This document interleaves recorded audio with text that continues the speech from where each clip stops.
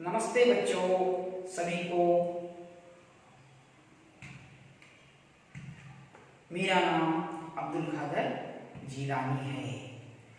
मैं श्री काशी महालिंग स्वामी प्रौढ़शाला भ्रमणनायकन दुर्ग होळल्केरे तालुक चित्रदुर्ग जिला। इस प्रौढ़शाला में मैं हिंदी शिक्षक के रूप में कार्यरत हूँ। अच्छा बच्चों, आज मैं आपको एक छोटी सी कहानी सुनाऊंगा। बच्चों, एक पाठशाला थी। उस पाठशाला में एक शिक्षक अंग्रेजी पाठ कर रहे थे। तो उस समय एक शिक्षा अधिकारी उस पाठशाला में निरीक्षण के लिए आए। तो निरीक्षण के लिए आकर छात्रों से बच्चों 5 अंग्रेजी शब्द को पूछा।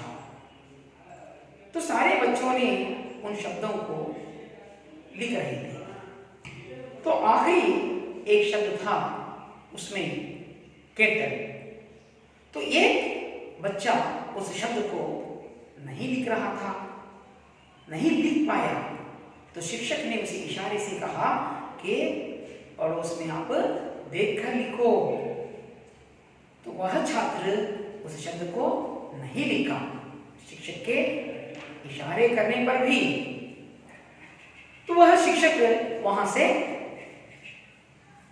जब निरीक्षाधिकारी वहां से चले गए, तो शिक्षक ने उस छात्र को बुलाकर पूछा कि तुम उस शब्द को क्यों नहीं लिखा। तो छात्र ने कहा, गुरुजी, देख कर लिखना यह नकल है, मैं नकल नहीं करना चाहता, मैं तो सत्य ही बोलना चाहता हूँ। तो इस बच्चे की बात सुनकर शिक्षक प्रसन्न हुई और उस बच्चे से कहा कि तुम आगे चलकर एक सत्यवान महान व्यक्ति बनोगे। तो वह गुरुजी का आशीर्वाद उस बच्चे के लिए एक वेद वाक्य बन गया। तो वह छात्र आगे चलकर भारत के राष्ट्रपति महात्मा गांधी जी के रूप में बदल गए। तो बच्चों, तो जो सच कक्षा में बोलते हैं वो बच्चे आगे चलकर महान व्यक्ति बनते हैं। ऐसे कई जो सत्य कहानियां हमें देखने को मिलती हैं। तो बच्चों, मैं आगे आपको एक और छोटे सा प्रश्न पूछूंगा। क्या आप बाजार जाते हैं? अच्छा, जाते हैं। अच्छा, आप बाजार जाते हैं। तो बाजार में क्या क्या देखते हैं? ओ, तरकारी बेचते रहते हैं और फूल मालाएं बेचते रहते हैं और कोई गुब्बारे बेचता है। अच्छा, कपड़ों की दुकान है और गुरुजी फल फूलों की दुकान है। फल, अच्छा, फल की दुकान है। तो आज हम तो फल से ही संबंधित एक पाठ है, कश्मीरी सेब। तो बच्चों, आज हम कश्मीरी सेब इस पाठ का विवरण आपको मैं करूंगा। देखो, कश्मीरी सेब। तो यह पाठ 10वीं कक्षा हिंदी वल्लरी में दूसरा पाठ है। तो इस पाठ का विवरण मैं आपको देने से पहले इस पाठ के लेखक, उनका परिचय करवाऊंगा। तो इस पाठ के लेखक हैं मुंशी प्रेमचंद। इनका जन्म 31 जुलाई 1880 में हुआ। जन्मस्थल है प्रेमचंद जी का वाराणसी के पास लमही नामक गांव में। तो इनका जन्म लमही नामक गांव में हुआ। इनका वास्तविक नाम धनपत राय था। तो बच्चों, इनका वास्तविक नाम धनपत राय। तो प्रेमचंद का बचपन का नाम धनपत राय था, पहला नाम धनपत राय था। तो धनपत राय से बदलकर प्रेमचंद क्यों पड़ा, तो इसके बारे में मैं थोड़ी सी आपको विवरण दूंगा। तो जब हमारा देश स्वतंत्रता संग्राम चल रहा था, तो धनपत राय जी बहुत से कहानियां लिखी थी। वो पढ़कर लोग हमारे देश की आजादी में भाग ले रहे थे। तो उस समय अंग्रेजों को इसका पता चला कि ये किताबें कौन लिख रहा है, इससे लोग जागृत हो रहे हैं। तो पता चला धनपत राय लिख रहे हैं। तो इसके बाद उनके सारे किताबों को अंग्रेजों ने जमाया और उसे जला डाला। तो उसके बाद प्रेमचंद जी को कारागृह में भी जाना पड़ा। उसके बाद वे कारागृह में रहकर अपना नाम बदलकर उन्होंने मुंशी प्रेमचंद रखा। तो उसके बाद उन्होंने मुंशी प्रेमचंद के नाम से कहानियां और उपन्यास लिखने लगे। तो बच्चों आगे हम उनके बचपन के बारे में देखेंगे। तो बचपन में ही प्रेमचंद मातृ प्रेम से वंचित रहे। तो प्रेमचंद जी की माता का देहांत प्रेमचंद के बचपन में ही हो गया। तो उनकी माता का देहांत होने से उनको मां का प्यार नहीं मिला। तो बच्चों इनका बचपन गरीबी में ही गुजरा। तो वे बहुत गरीब थे, प्रेमचंद बहुत गरीब थे, इसीलिए बचपन में वे गरीबी में अपना जीवन व्यतीत किए। वे मैट्रिक तक ही पढ़ पाए। तो बच्चों वे 10वीं कक्षा तक ही पढ़ पाए क्योंकि उनके पास आगे की पढ़ाई के लिए पैसा नहीं था, इसलिए वे 10वीं कक्षा के बाद अपनी पढ़ाई नहीं की। वे यथार्थवादी कथाकार थे। तो बच्चों वे एक ऐसे कथाकार थे जो सत्य है उसी को लिखते थे। कभी अपने कहानियों में या उपन्यासों में झूठी किस्से उन्होंने नहीं लिखा, जो है उसी को वे प्रकट करते थे। तो बच्चों एक ही उनकी जीवनी। तो उन्होंने बहुत से प्रमुख कृतियां लिखी हैं जिनके बारे में हमें जांच करेंगे। तो यहाँ पर उनके उपन्यास हैं गोदान, सेवादमन, गबन, निर्मला, कर्मभूमि आदि। ये उनके उपन्यास हैं। उनकी कहानियां हैं, प्रेमचंद जी की लिखी कहानियां हैं। बड़े घर की बेटी, नमक का दारोगा, पंच परमेश्वर, पूस की रात, इनकी प्रमुख कहानियां हैं। तो बच्चों प्रेमचंद जी की कहानियां मानस सरोवर नाम से संकलित हैं। तो इनकी बहुत सी कहानियां अगर हमें देखने के लिए जाएं तो मानस सरोवर इस नाम से संकलित हैं, तो हम यहाँ पर देख सकते हैं। तो बच्चों इस पाठ को विवरण करने से पहले मैं कुछ शब्दों को आपके सामने इस पाठ के कठिन शब्दों को प्रकट करूंगा या आपको कहूंगा देखो। तो यहाँ पर बच्चों देखिए शब्द के अर्थ हैं मेवा फरोश, ताजे फल बेचने वाला, शुद्ध हಣ್ಣುಗಳನ್ನು ಮಾರುವವನು, नीम कौड़ी, नीम का फल, नीम का फल ಅಂದ್ರೆ ಮಕ್ಕಳೇ ಬೇವಿನ ಹಣ್ಣು। ಇದು ನಾವು ಉಗಾದಿ ಹಬ್ಬದಲ್ಲಿ ಬೇವು ಬೆಲ್ಲ ಅಂತ ನಿಮ್ಮ ತಾಯಿಯರು ಅದರ ಒಂದು ಜ್ಯೂಸ್ ಅನ್ನು ಮಾಡಿ ಕೊಡ್ತಾರೆ। ನಮ್ಮ ಕರ್ನಾಟಕದ ರಾಜ್ಯದಲ್ಲಿ ಹಲವಾರು ಕಡೆ ಈ ಒಂದು ಪದ್ಧತಿ ಇದೆ। ಆ ಒಂದು ಜ್ಯೂಸ್ ನಾವು ನಮ್ಮ ಸ್ನೇಹಿತರು ನಮಗೆ ಕರೆದಾಗ ಅವ್ರ ಮನೆಗೆ ಹೋಗಿದಾಗ ನಾವು ಇದರ ಜ್ಯೂಸ್ ಅನ್ನ ಕುಡಿದಿದ್ದೀವಿ। ಹಾಗಾದ್ರೆ ಮಕ್ಕಳೇ ಸ್ವಾದ ಅಂದ್ರೆ ರುಚಿ, ಟೇಸ್ಟ್। ಆಮೇಲೆ ತರಾಜು, ತೌಲೆಗ ಸಾಧನ, ತಕ್ಕಡಿ। ನಾವು ಸಂತೆಗೆ ಹೋಗಿದಾಗ ಎಲ್ಲ ಕಡೆ ಇರುತ್ತೆ ತಕ್ಕಡಿ ಇರುತ್ತೆ, ಅದರಿಂದ ಎಲ್ಲ ವಸ್ತುಗಳನ್ನ ನಾವು ಬೇಕಾದಂತಹ ದವಸಿ ಧಾನ್ಯಗಳನ್ನ ಅವ್ರು ಮಾಡ್ತಾರೆ ತಕ್ಕಡಿಯ ಮುಖಾಂತರನೇ ತೂಗಿ ನಮಗೆ ಕೊಡ್ತಾರೆ। ಆಮೇಲೆ ಮಕ್ಕಳೇ ನೋಡಿ ಕಾಯ್ದಾ ಅಂದ್ರೆ ನಿಯಮ, ಸಿಸ್ಟಮ್। ಹಾಗಾದ್ರೆ ಮಕ್ಕಳೇ ಈ ಪಾಠದ ನಮಗೆ ಕಠಿಣ ಶಬ್ದಗಳು। ಈಗ ನಾವು ಏನು ಮಾಡೋಣ ಅಂದ್ರೆ बच्चों कश्मीरी से इस पाठ का हम विवरण करेंगे, इस पाठ को पढ़ेंगे। इस पाठ को पढ़ने से पहले बच्चों हमें इस पाठ का आशय क्या है देखेंगे। लेखक अपना अनुभव बताते हुए पाठकों को सचेत करते हैं कि अगर खरीदारी करते समय सावधानी नहीं बरतें तो धोखा खाने की संभावना होती है। नाम व्यापार अर्थात ನಾವು ಕೊಂಡುಕೊಳ್ಳುವಾಗ ಗಮನ ಹರಿಸದೇ ಇದ್ದರೆ ಮೋಸ ಹೋಗುತ್ತೇವೆ। ಗೊತ್ತಾಯ್ತಾ ಮಕ್ಕಳೇ? तो अगर हम खरीदारी करते समय सावधानी नहीं बरतें तो धोखा खाना पड़ेगा। तो बच्चों मैं इस पाठ को लय और विवरण के साथ पढ़ने से पहले कुछ अंश को पाठ को पढ़ूंगा, आप पाठ को सुनिए।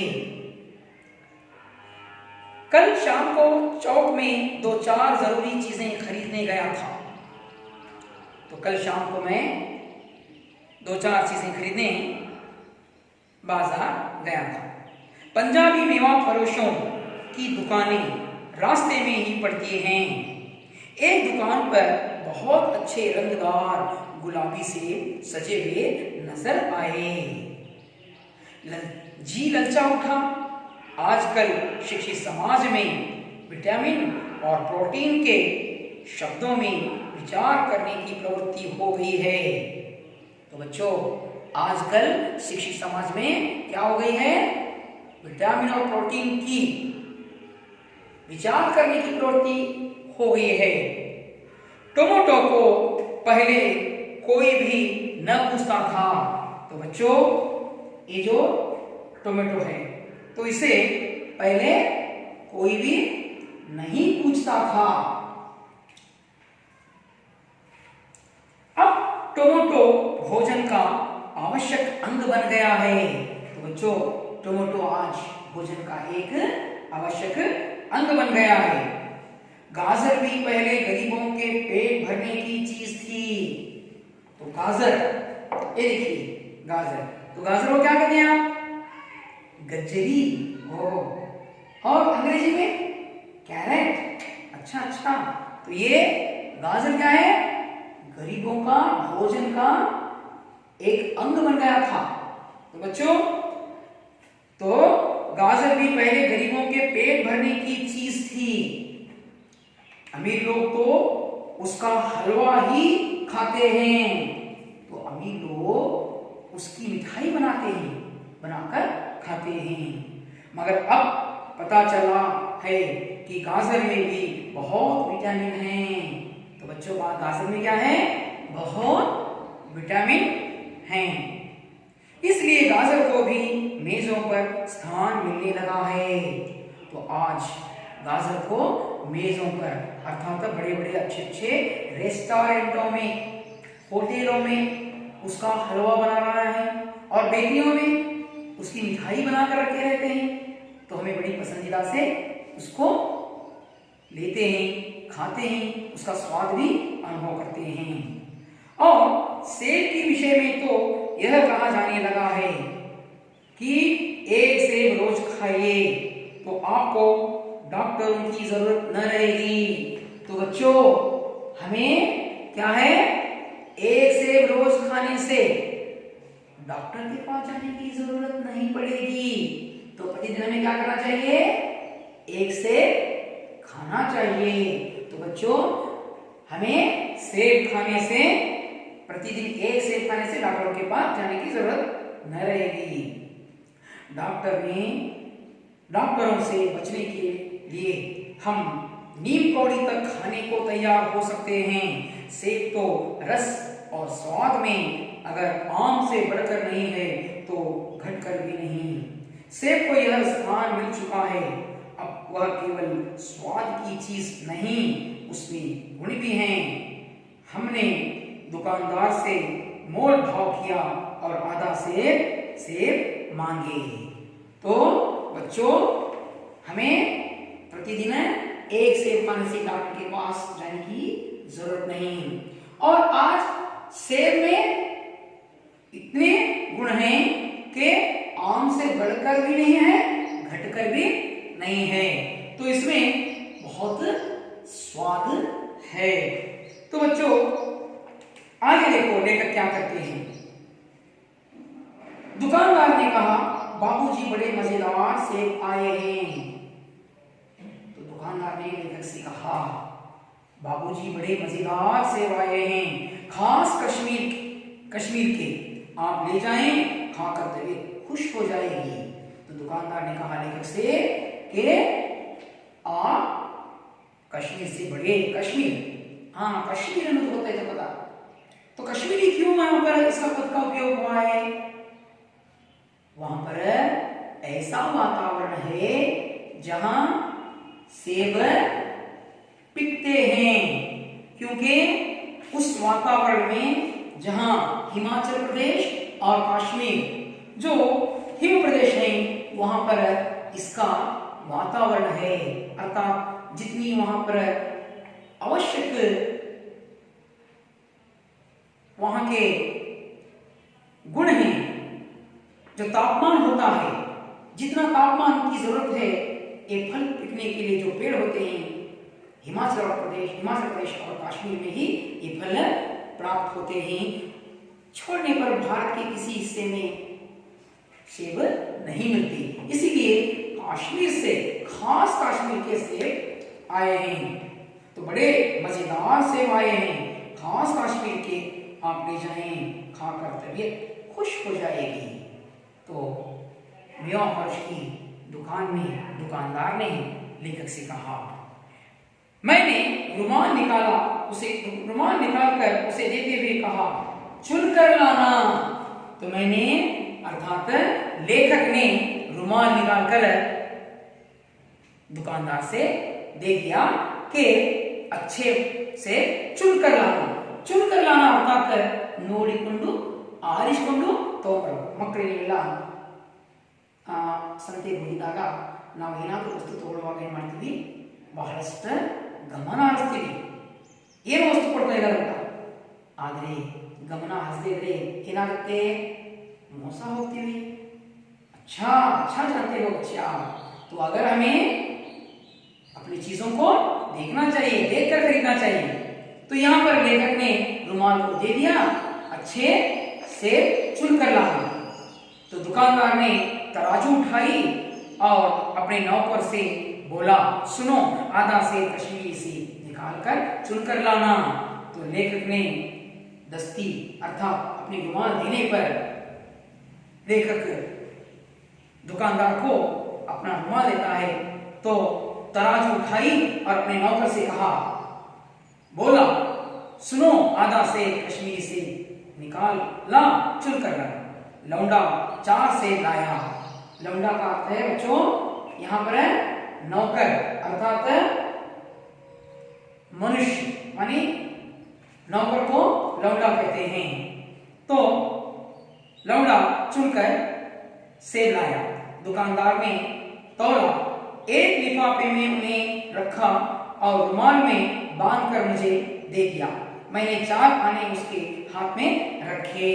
तो बच्चों, लेखक के हाथ में दुकानदार ने रुमाल के अंदर 4 सेब रखा। देखो बच्चों, ये 4 सेब इस तरह रखकर बांधकर लेखक को दे दिया।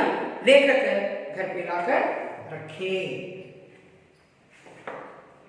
घर आकर लिफाफा जो का त्यों रख दिया। रात को सेब का कोई दूसरा फल खाने का कायदा नहीं है, कायदा, नियम, सिस्टम, रीति। तो रात में फल नहीं खाना चाहिए। बच्चों, मैं इसके बारे में आपको छोटी सी कहानी सुनाऊंगा, या एक आपको विशेष बात कहता हूं, सुनिए। केला कहते हैं, बनाना। तो केला सुबह में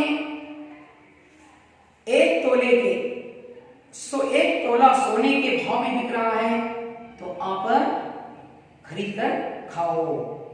दोपहर में चांदी के भाव में बिक रहा है, तो खरीद कर खाओ।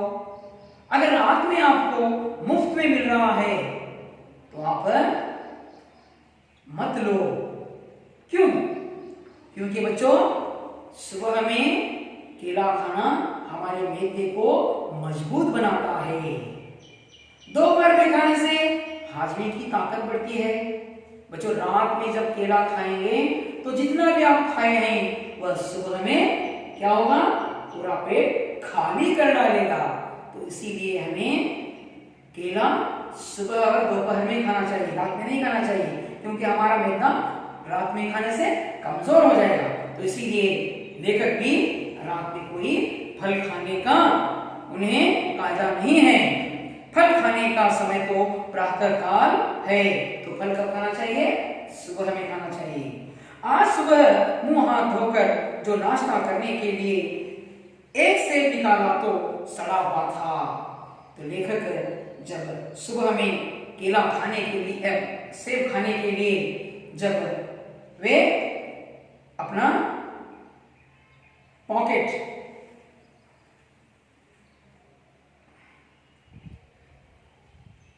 लिफाफा खोला तो देखा उसमें क्या था, एक सेब पूरा सड़ा हुआ था। फिर दूसरा निकाला तो आधा सड़ा हुआ था। तो यहां पर समझा लेखक ने, 1 रुपये के आकार का छिलका गल गया था, समझा रात को दुकानदार ने देखा न होगा। दूसरा निकाला मगर यह आधा सड़ा हुआ था। अब संदेह हुआ, दुकानदार ने मुझे धोखा तो नहीं दिया है। तीसरा सेब निकाला, यह सड़ा तो न था मगर एक तरफ दबकर बिल्कुल पिचक गया था। चौथा देखा, वह यूं तो बेदाग था मगर उसमें एक काला सुराख था, जैसा अक्सर बेरों में होता है। कांटा तो भीतर वैसे ही धब्बे जैसे बेर में होते हैं। बेर ಅಂದ್ರೆ ಭಾರಿ ಹಣ್ಣು, ನೀವು ಚಳಿಗಾಲದಲ್ಲಿ ಬಹಳ ಬಂದಿರ್ತಾವ, ನೀವು ಬನಶಂಕರಿ ಜಾತ್ರೆಗೆ ಹೋದ್ರೆ ಅಲ್ಲಿ ಬಹಳ ಭಾರಿ ಹಣ್ಣು ಸಿಗ್ತಾವ ನಿಮಗೆ, ನೋಡಬಹುದು। तो बेरों में होता है, कांटा तो भीतर जैसे वैसे ही धब्बे जैसे बेरों में होते हैं। एक सेब भी खाने लायक नहीं। 4 आने पैसों का इतना कम न हुआ जितना समाज में इस चारित्रिक पतन का। दुकानदार ने जानबूझकर मेरे साथ धोखेबाजी का व्यवहार किया। तो बच्चों, तो दुकानदार ने क्या किया, लेखक के साथ धोखेबाजी का काम किया। क्यों? क्योंकि दुकानदार को लेखक ने अपना रुमाल दे दिया और सेब को खरीदते समय नहीं देखा। तो देखो बच्चों, यहां पर एक जो पहला है पूरा क्या हुआ है, यह सड़ा हुआ है। देखो बच्चों, एक पूरा क्या है, सड़ा हुआ है। तो दूसरा सेब देखा, आधा सड़ा हुआ है। देखो बच्चों, एक आधा सेब सड़ा हुआ है। और तीसरा देखा, बिल्कुल पिचक गया है। तीसरा सेब क्या है बच्चों, बिल्कुल पिचक गया है। तो बच्चों, तीसरा सेब देखा तो उसमें एक काला धब्बा पड़ा है, जो कांटा तो पूरा उसमें क्या है, गलकर सड़ा हुआ है। तो बच्चों, इस प्रकार यहां पर हमें सेबों की हालत थी। तो मगर चारों के चारों खराब निकल जाएं, यह तो साफ धोखा है। तो बच्चों, बाजार में लेखक के साथ कैसी धोखेबाजी हुई आपने देखा, मगर इस धोखे में मेरा भी सहयोग है। तो बच्चों, लेखक कह रहे हैं, तो इन सेबों में खरीदते समय मेरा भी सहयोग है। क्यों? क्यों बोलो? क्योंकि मैं खरीदते समय, अर्थात लेखक खरीदते समय उन चीजों को उन्होंने देखा नहीं, बिना देखे उन्होंने खरीद कर घर लाए। तो रुमाल रख देना मानो उसे धोखा देने की प्रेरणा थी। तो बच्चों, रुमाल का देना धोखा देने की प्रेरणा थी। आदमी बेईमानी तभी करता है जब उसे अवसर मिलता है। तो बेईमानी कब करता है? जब उसका रंग रूप हाव भाव, उसका ढंग ढोल जब देखता है।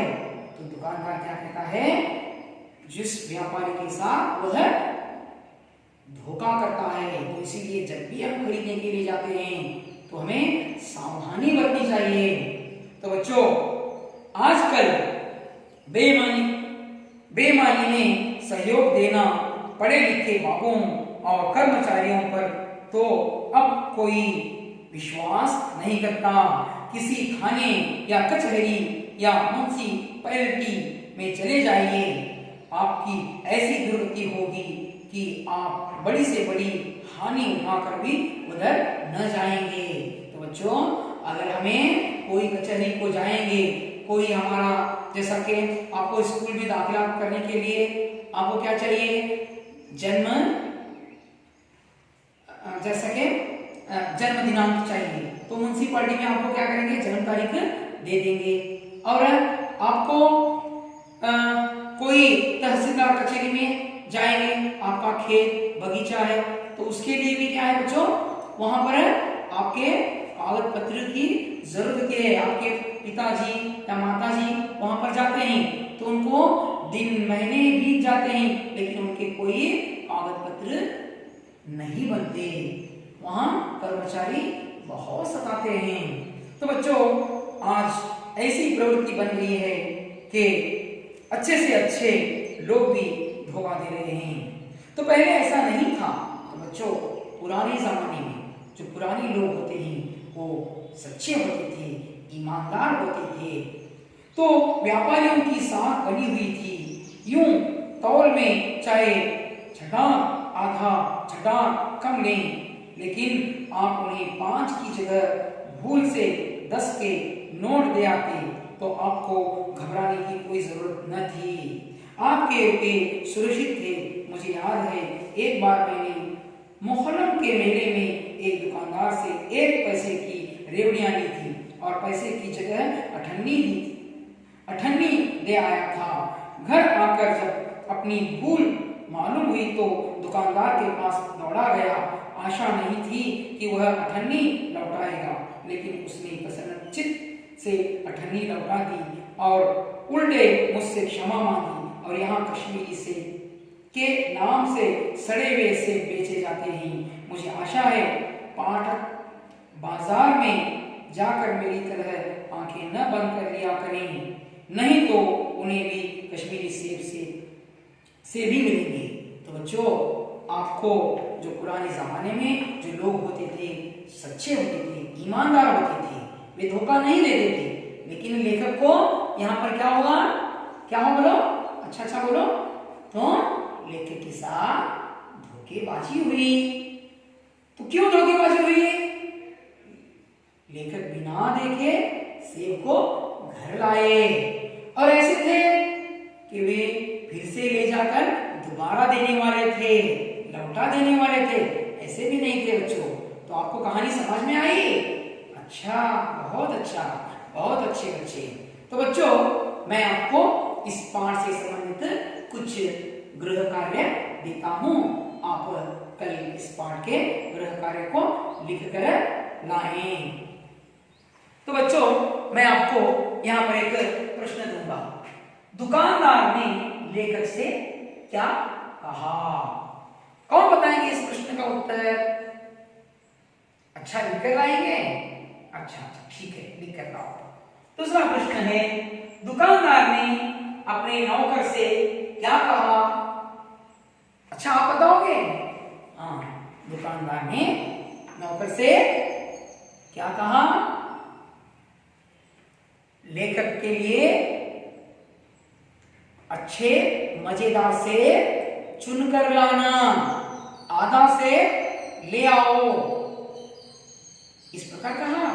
अच्छा, बहुत अच्छा, बहुत अच्छा। ठीक है बच्चों, तो आज हमें इस पाठ से आपको क्या सीख मिली? खरीदारी करते समय सावधानी नहीं बरते तो धोखा खाने की संभावना होती है।